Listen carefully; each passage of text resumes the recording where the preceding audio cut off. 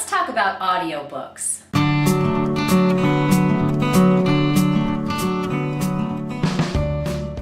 I've been listening to a lot of books on CD in my car over the past couple of years, and I'm realizing how different that experience is from reading the book in text. People ask me whether I think this counts as reading. Sure, it does. You know how to read, how to pass your eyes over words on a page and comprehend them.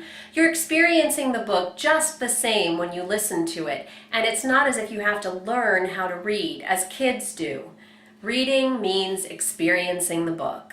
So what do I mean when I say the experience is different on audio? Well, there are the obvious things. I'm listening instead of reading, but I'm also noticing that the quality of the narrator has a lot to do with my enjoyment of the book. I just finished listening to the audio of the book Just Kids by Patti Smith, which tells the story of her relationship with Robert Mapplethorpe and talks about the art scene in the late 60s and early 70s in New York City. It's a beautifully written book, but what made it even more incredible on audio is that Patti Smith reads it herself.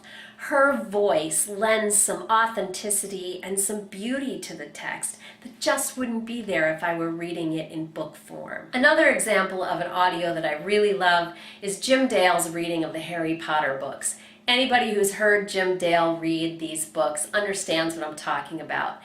There are multiple characters' voices, and he's got a different, consistent one for every single character. It's a blast to listen to with your kids or in the car on a long ride, and I think I probably get more enjoyment out of that than I ever have from reading Harry Potter on the page. This may seem like blasphemy coming from an English teacher and a writer, but I'm telling you that audio brings us a totally different experience of a text. So if you haven't tried it, think about it, and I'll give you a few reasons why. Aside from the special experience of hearing a particular narrator deliver a particular text, another great reason to try audiobooks is if you're approaching a really dense text that you think you might need some extra help with. Lots of classic novels are available for free in audio online, so you could go online, download the audio, and listen to it while also following along with the text. This can be really helpful when you're approaching a text that's difficult. Hearing somebody speak it to you while you're also reading it helps the language make better sense. Another great reason to try audio is just that you can read more books.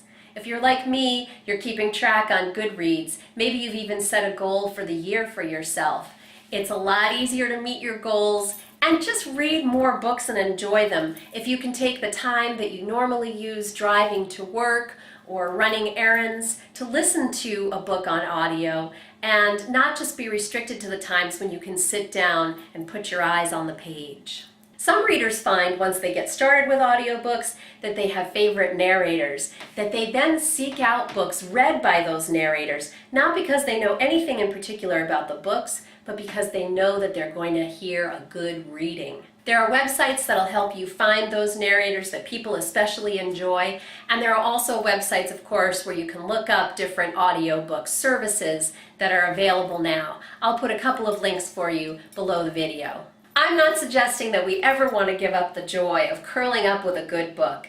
I don't think audio is ever going to replace that experience, but you might want to give it a try next time you think of a book that you imagine might be interesting heard rather than read on the page. Happy listening!